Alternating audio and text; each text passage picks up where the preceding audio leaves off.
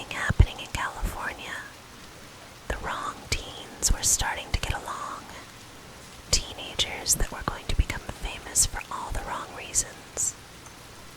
This group of teens is known today as the Bling Ring, and you might know it from the movie where Emma Watson acts as one of the burglars. The movie gave this case a lot of attention, but the movie is a little distanced from what really happened. Some details are off, but what exactly happened? During these years, celebrity TV started to grow.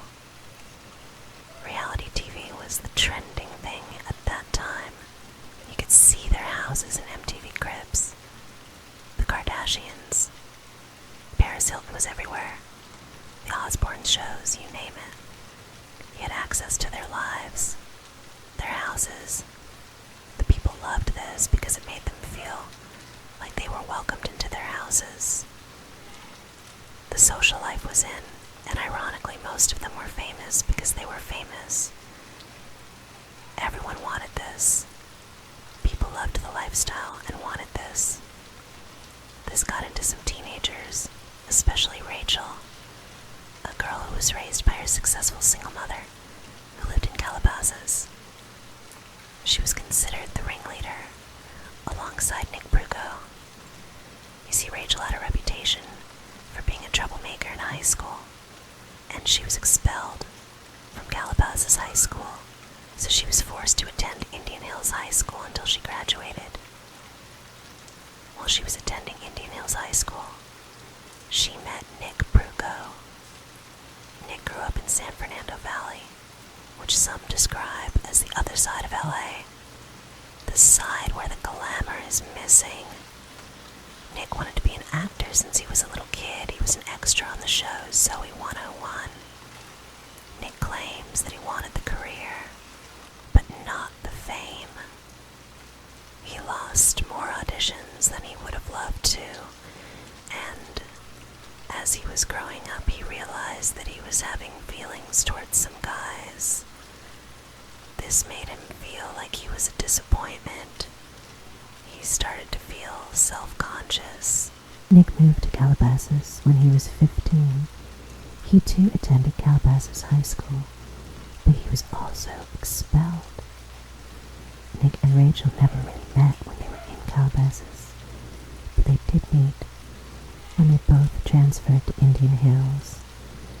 They bonded over things like fashion and celebrities.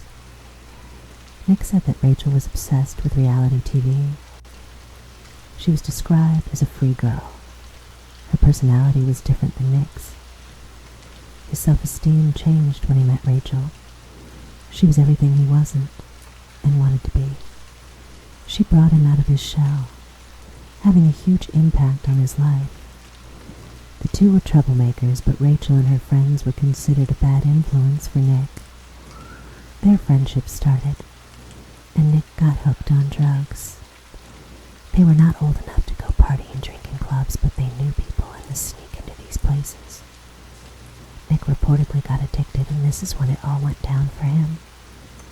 Allegedly, he stole from his parents, and eventually they started to steal from cars. The first time they stole from a car, Nick said that it all started as a joke. Rachel was opening cars, and the door happened to be unlocked. She stole money and credit cards from this, and they went shopping the next day. This money helped them with drugs too, but they went to shop in the area where the major celebrities shopped. For them this was fun, to be able to do all of this and not get caught. They started to go to parties, and do a thing they used to call checking cars. During this, Nick would drive, and Rachel would be in the passenger seat, hanging out of the window, trying to open cars. They would do this in wealthy communities.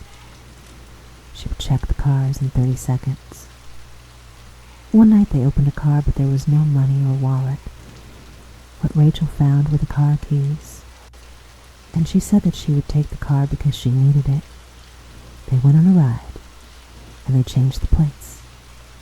They went everywhere in the car, from driving around to school. Eventually they ran out of places, and they ran out of neighborhoods to steal, until one day they were in Nick's room, and they saw a post of Nick's old friend. He was just talking, and he said that he was going on a trip, I think it was Jamaica, for like 11 days, and they got the idea of what we can do with this information. Then they decided to go to his house, which was in a wealthy, quiet street. They decided to check the house, and noticed that the back door was open. They got in, and into the parents' room, and got around $30,000 to $40,000. This is how everything started. Then they just decided to create an idea, look for targets, and that's how they found that Paris Hilton was going to be in Miami. They decided to rob Paris's house.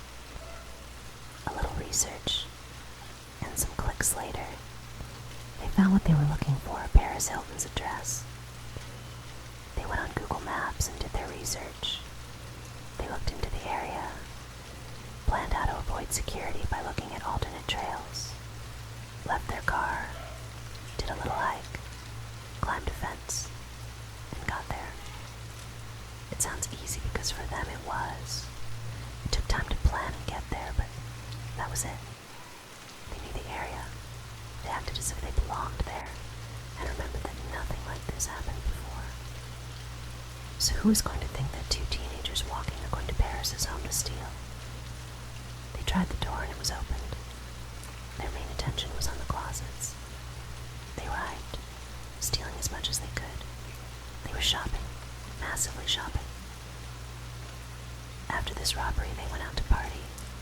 They would wear the items that they stole while they were going to parties. They loved to have the latest and most expensive items. And the thing about this is that Paris never noticed. So the other people involved in the robberies are Alexis Nyers, Courtney Ames, and Diana DeMaio. Alexis grew up rich. Her dad was a director of photography on the show Friends, so she spent a lot of her childhood inside of the set. Her mom was a model. She used to party a lot and do drugs. We can say that she grew up with wild parents. They were this beautiful couple until her dad cheated. They got divorced, and her mom's life was not the same after that. Alexis, her mom, and her sister moved a lot, and she described herself as a young, needy child. Her mom got into debt trying to keep her lifestyle. She had to file for bankruptcy. She said that they had a lot of expensive things and devices that were all about skin, wrinkle prevention, and weight loss. Apparently her mom wanted to become a minister, so they started to go to a church that believes that your thoughts and actions can change your reality. Something like Manifestation, the movie and the book, The Secret, The Law of Attraction. And someone who is not in the mugshots is Tess. She moved in with Alexis, and her mom approved because Tess was having issues with her family. Alexis and Tess were doing drugs and smoking every day, and her mom knew, so one day she said that they needed to get a job. So they decided that they were going to become models. They got modeling gigs and appeared in a Marilyn Manson video as background dancers. For them, this was like a party all night. They were 17 and they had no clothes in that video, even though it was not shown, but they were extras. Of course, they loved this and thought that if they could party and just have fun while getting paid, they were going to have the time of their lives. So I believe that they all met because Nick met Tess through someone in school that was friends with Rachel, and then he was introduced to Alexis. One thing that I want to mention is that the movie does not tell the entire story. You know how real-life movies always change some details. Also, Alexis claims that she had no idea that they were stealing, or that the clothes that she was being gifted by Nick were stolen. Nick and Rachel say that this is a lie. The entire time, Alexis claims that she was innocent that she had no idea that they were getting into these houses to steal, but I don't know. I think she's lying, because if you go at night to Orlando Bloom's house, especially if you have to hide, walk, and hike, I mean, come on. They went into Paris Hilton house, Orlando Bloom, Audrina Patridge, Rachel Bilson, Megan Fox, and Brian Austin Green, where it was reported that they stole a gun that belonged to Brian, Ashley Tisdale, and Lindsay Lohan. So to say that you had no idea, especially when the others were bragging about everything, but I don't know, that's just my opinion.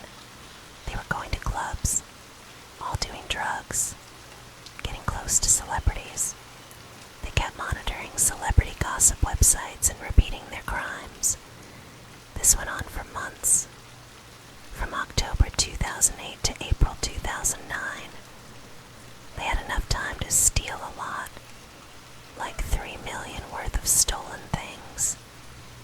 Now one time they went to Paris' house, and they found the key under the doormat. They tried the door, but it was locked, so Rachel decided to look under the mat, and it was there. Rachel kept this key. They were out of control. They were doing all of this, posting it on social media. All the stolen items were on their Facebook pages. They loved the attention. Courtney was an old friend of Rachel from Calabasas High School. Courtney was described as a badass by Rachel. So through Rachel they met Jonathan Ajar, who was Courtney's boyfriend at the time, and Roy Lopez. Jonathan was an ex-con. He worked as a bouncer and was the reason why they were able to get into clubs while being underage. These two helped to resell the items. They stole so much that they needed to get rid of some things. They stole so much that they reached a point where there was no more money in Paris's closet or purses, so they wanted to steal jewelry, but they knew that this was a risk. That stealing all the jewelry from her safe was going to be news. They decided to contact Roy Lopez, a friend of their friend Courtney, who gave him the map and the key, and they went there to get it all. The next day, it was all over the news. $2 million in jewelry. The dangerous part about this is that they were able to do this because of the internet. They would go and search for the address on Google Maps to locate the house, and they would look around and create a map. They just needed to know when these celebrities' houses were going to be empty, so they would go on gossip sites like TMZ. They needed to know when these celebrities were going to be out of town or at parties like the Oscars. They went to Audrina Patridge's house. In this robbery, Diana Tamayo, the one that was able to crawl through a doggy door and open the door for the rest of the group. Audrina caught the group on CCTV, and she released the footage on her blog. After the Audrina robbery, they went again. They chose the next victim. They didn't stop. Rachel Bilson. They got into her house through a window. They stole. And Rachel even used the bathroom in this house. That's how comfortable they were. After this, Orlando Bloom's house got robbed. Another big star, of course, was on the news. There's more security camera footage, but nobody could be identified. So after a while, their new target and most famous one during this time, Lindsay Lohan, this was going to be their last time. They got into the house and started taking everything. They stole a lot of things from Lindsay's house. The next day, it was on the news. This time, security cameras had a lot more clear footage, and they were able to get facial features. It was all over the news. Nick said that this was Rachel's biggest accomplishment. She was proud because she idolized Lindsay and her style. The police got an anonymous tip. Nick got arrested after the police went into Facebook and compared his pictures with the ones that they obtained from the footage. And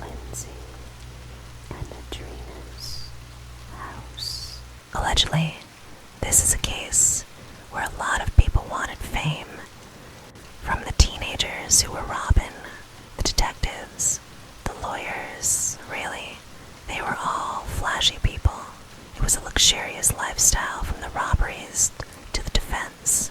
The detectives wanted to become famous. Nick was the one contacted by his lawyer and asked to cooperate, so he confessed. There's a lot of drama involved on the side, because Alexis's family was going to get a reality show on E, just like the Kardashians. The first day of filming their first episode at 7 in the morning was the day that the police showed up to arrest them. The arrests were all over TMZ. The media was there in court, and the media and paparazzi were looking for the stories. There was even an interview with Alexis that was for Vanity Fair, and what she thought was going to be a nice piece ended up backfiring, and it was all caught on camera for the reality show. This case was a mess because Nick's attorney told him that there was a deal, but in the end it was just a conversation. There was no deal.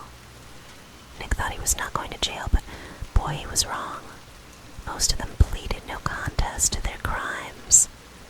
Rachel was sentenced to 4 years in prison, but managed to get out after serving less than 2. Rachel was called the ringleader. For the media, she was the girl that planned it all. And Nick said that he went into these houses because Rachel just wanted the clothes. Nick was sentenced to 2 years in prison. And you would have thought that the others were going to get some time in, right? Well, a lot of people wanted to get something from this case. So during this time, the story was everywhere. And Sofia Coppola thought that it was an interesting story to create a movie. She started to film the movie The Bling Ring. During an interview with Sofia, it was discovered that Los Angeles police officer Brett Goodkin was collaborating with her by giving her some insights on the case to help with the movie. Brett Goodkin was a real cop that took part in the case and even did some conferences. He even had a small role in the movie, though, the one that makes an arrest. It's him. He got paid, I think, like $12,000 for that. Of course, he was confronted and he lied about it, but had to admit it. At this point, the case was compromised, so it had to be given away. They couldn't go to trial. So Diana DeMaio was sentenced to 3 years of probation, as well as 60 days of community service. Courtney Ames was sentenced to 3 years of probation and 2 months of community service. Roy Lopez Jr. pleaded no contest to stealing over $2 million of jewelry from Paris Hilton. He was given 3 years of probation and credited for 100 days he had already served in jail. Now Jonathan Ajar got more time in jail, but he already had other charges too. This case definitely was messy, but they all apologized, and some of them stayed out of the spotlight. Most of them have social media but are not really active. There are a few documentaries, a movie, and a Law and Order episode that resembles this case. This is a big part of Hollywood.